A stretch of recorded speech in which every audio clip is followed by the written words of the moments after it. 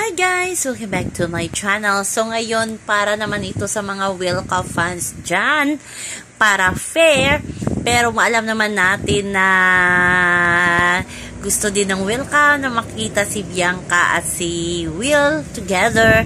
So ito na nga, pinagbigyan sila ng It's Showtime.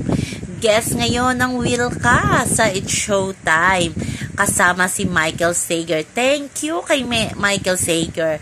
Kasi hindi yung ilangan ng dalawa ay parang nawala na kasi nandyan si Michael na medyo tumutukso-tukso. Alam naman natin, script yan.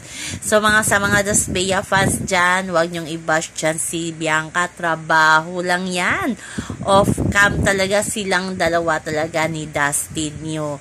Pero syempre artista sila, kaya game na game yan si Bianca. Kahit si Dustin, ganun din yan.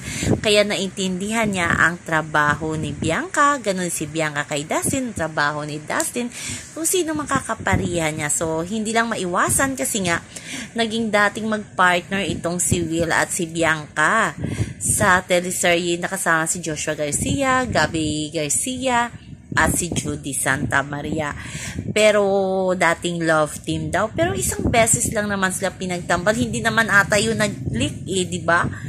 Parang nawala naman kaagad nung sa teleserye na yun, kaya parang medyo hindi din ako okay na malakas yung Wilka kasi nung hindi pumasok si Will at si Bianca sa PBB, parang hindi naman maingay ang naging pangalan nila sa teleserye ni Joshua Garcia, Judy Santa Maria at Gabby Garcia. Ngayon lang naging maingay kasi nga ungkatan ng pass. So malay natin pagtambal sila, love triangle kasi mabenta ngayon ang Wilka at Dasbea sa Madlang People. Kaya abangan na lang natin yan. Basta happy ang lahat.